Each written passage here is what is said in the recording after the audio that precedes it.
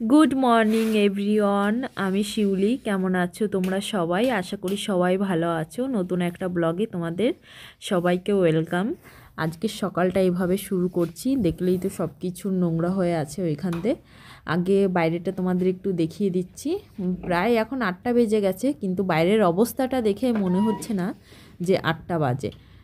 কারণ কুয়াশা, এখন শীতকালে তো বেলা একটু এদিকে লেটেই ওঠে, আর কুয়াশা আছে, বাইরে আর যাচ্ছি না, প্রচণ্ড ঠান্ডা। দরজাটা খুলে তোমাদের একটু দেখিয়ে দিলাম। এখন দরজাটা লক করে এইদিকে যেই সমস্ত অবস্থা রয়েছে সেগুলো একটু গুছিয়ে নেব। আর কালকে ওই সার্ফের প্যাকেটটা আনা হয়েছিল, সেটা ওই টেবিলেই রয়েছে। এখন এই চেয়ারের বালিশগুলো ঠিক করে নিচ্ছি, তারপর টেবিল মেবিলগুলো একটু গুছিয়ে নেব।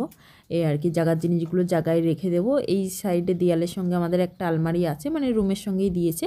এই রুমের সঙ্গে কি কি আমাদের দিয়েছে, মানে এখানে তো আমাদের এসে কিছুই কিনতে হয়নি। যেসব জিনিসগুলো দিয়েছে তোমাদের একদিন ডিটেলসে শেয়ার করে দেবো যে কী কী এই রুমের সঙ্গে ছিল। আর চটিমটিগুলো এরকমই মেসি হয়ে রয়েছে এইখানে। কি বলো তো, শীতকাল তো, মানে শীতের সময় আর এই রুমের চটি ছাড়া একদমই চলা যায় না। তার জন্য ওই বর গেল এইমাত্র ডিউটি, ওই চটিগুলো ওইখানেই রয়ে গেছে। সে আর কি, এগুলো ঝটাপট গুছিয়ে নেব। আর টেবিলটা এখানে আছে ঠিকই, কিন্তু টেবিলে কিন্তু আমরা খাই না। আবার চলে আসলাম ঠাকুর ঘরে। এই রুমটায় দেখো সব জামা কাপড় ঠান্ডার থাকে, কারণ প্রতিদিন মানে এত এত জামা কাপড় ধোয়া হয়। আর মানে প্রতিদিনের জামা কাপড় না প্রতিদিন শোকায় না। হ্যাঁ, তার জন্য এই রুমটার মধ্যেই মেলা থাকে সব কিছু। আর এই রুমে তো ঠাকুর ঘর আছে আমার, তোমরা দেখেছো।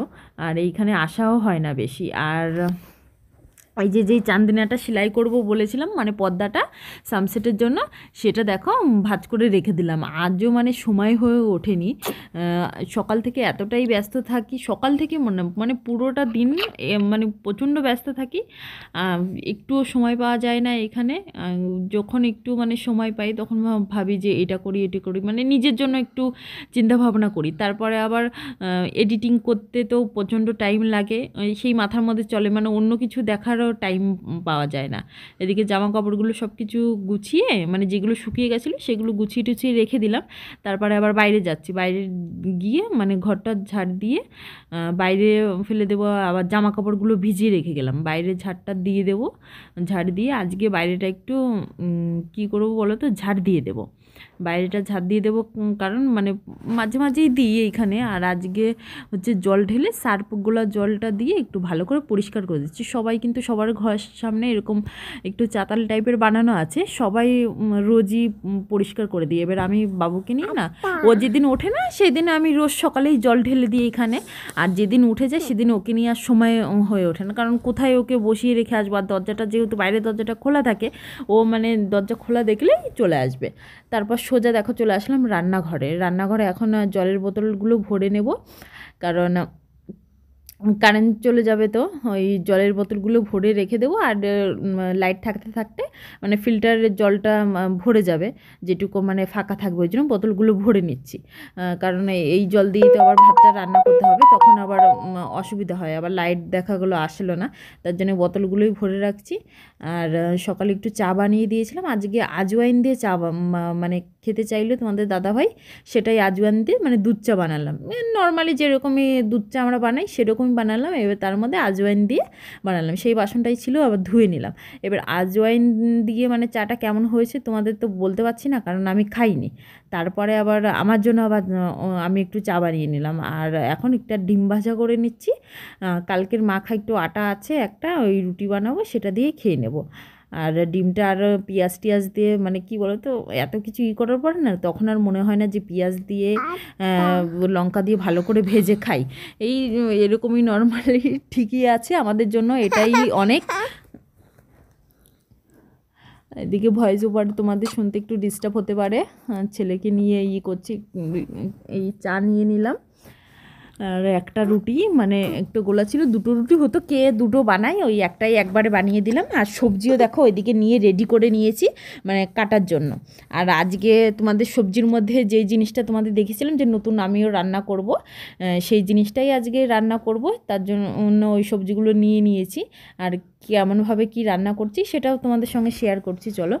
এটা মানে আমি বুঝতেই পারছিলাম না যে কোথা দিয়ে শুরু করব, কেমনভাবে কাটবো। এবার এটা পুরো মানে কি বলো তো, মানে কচি কুমড়ো যেরকম হয় সবুজ একদম ছোট, সেম ওরকমই দেখলাম।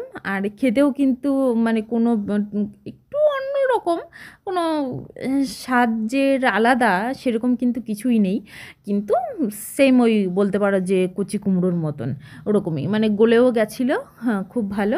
এবারে এটা ঝটাফট কেটে নেব। মোটা করে কাটবো না পাতলা করে, সেটাই একটু কনফিউজ ছিলাম, গলবে কি গলবে না সেটাই ভাবছিলাম। আর আলু, হ্যাঁ এর সঙ্গে আবার আলু দিয়েছিলাম, আলু না দিলে আবার তরকারিটা একটু গাঢ় হবে না। আবার আমার তো আলু ছাড়া আবার খেতে চান না, তার জন্য আবার একটু আলু দিয়েছি। আর কি বলবো, মানে শীতে আলুগুলো এত শক্ত হয়ে গেছে, ছুরিটায় যে এরকম না যে ধার নেই সেরকম কিন্তু কিছুই নাই, ছুরিটা কিন্তু যথেষ্ট ধার আছে।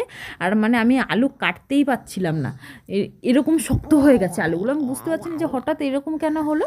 তো বললাম যে শীতে এরকম হয়ে গেছে, ঠান্ডা মানে এত ঠান্ডা এখানে, মানে কি বলবো।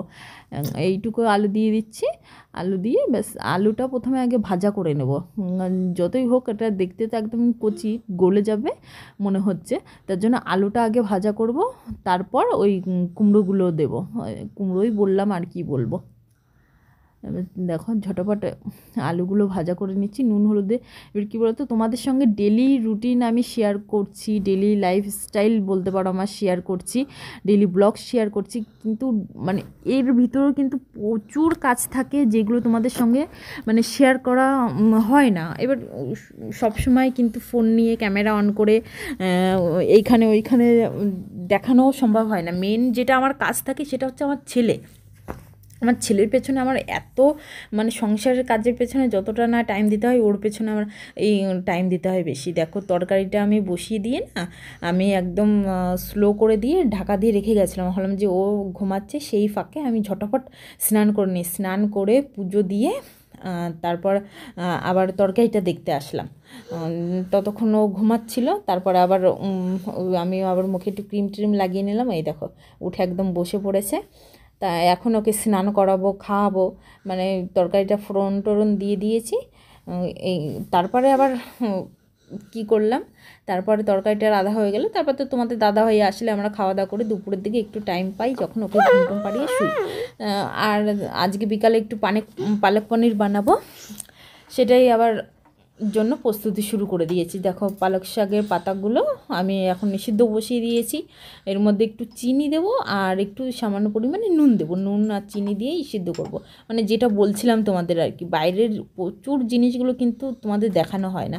আমার ছেলে সবসময় এই যে রান্নাঘরে যখন থাকবো, ও যখন জেগে থাকবে, সব সময় আমার পার কাছ দিয়ে ঘুরঘুর করবে, এটা নেবে ওটা নেবে, 14 বার করে আমার বারণ করতে হয়, এ বাবাই এটা ধরিস না, বাবাই ওটা ধরিস না, এই করিস না। আর যখনই ভাববো চুপ করে রয়েছে, ওইখানে গিয়ে দেখবো এইটা করে দিয়েছে। শুধু ওই ঠাকুর আসনটা দেখলেই তো, আমাদের তো এখানে এক্সট্রা কোনো আলাদা ঠাকুর আসন নেই, মানে টেম্পোরারি ওটা আমরা বানিয়ে নিয়েছি এই আর কি। মানে বড় একটা কার্টুন ছিল, ওইটার উপরে একটা কাঠ রেখে মানে কাপড় মাপড় দিয়ে ঢেকে বানিয়ে নিয়েছি। এবার ওটা যেহেতু নিচে, আর ও তো মানে সারাটা দিন মানে আমার ঠাকুর নিয়েই ওর, ঠাকুর নিয়ে নেবে, ধূপকাঠি নিয়ে নেবে, এই জল ফেলে দিচ্ছে, এই করছে। ওর সুন্দর একটা সাদা কাপড় ওর আগে ওইখানে বিছানো ছিল, আর সেটাকে মানে তেল ফেলে এত বাজে অবস্থা করেছে না, মানে কি বলবো। সেটা ধুয়ে হচ্ছে না থাক, এখন পাতবো না, এরপরে পাতবো। এদিকে পনিরটা একটু ভাজা করে নিচ্ছিলাম, পনিরটা না ভাজা করলে কিন্তু আরও বেশি টেস্ট লাগে, যেহেতু দুদিনে, তার জন্য আমি একটু পনিরটা ভাজা করে নিলাম। তোমাদের তো দেখালাম পালক পনির বানানোর জন্য কি কি রেডি করেছি। মশলাটা এখন তেলের মধ্যে জিরে ফোড়ন দিয়ে ভালো করে কষিয়ে তেল বের হয়ে গেলে তারপরে পালকের পেস্টটা দিয়ে দিতে হবে, আর একটু জলও দিতে হবে, কারণ নাহলে গ্রেভিটা একদমই গাঢ় হয়ে যাবে। আর নামানোর আগে পনিরগুলো দিয়ে গরম মশলা দিয়ে নামিয়ে নিতে হবে, ব্যাস। ঘি যদি একটু দিলে ভালো হয়, না দিলেও কোনো ব্যাপার না, যার যেরকম পছন্দ, এই আর কি। আসল কথা কি বলো তো, ভাবলাম যে ভিডিওটা কন্টিনিউ করব, আর আমার ফোনে না একটু চার্জ নেই। এবার এখানে তো লাইটের খুবই অসুবিধা হয়, তাই ভাবলাম যে ভিডিওটা করতে তো অনেকটা টাইম লাগবে, এখন ফোনটা চার্জে বসিয়ে দিই, কখন লাইট চলে যাবে বলা তো যায় না। এরপরে যখন লাইট আসবে তোমাদের সঙ্গে শেয়ার করে দেব যে দেখতে কেমন হয়েছিল, এই আর কি।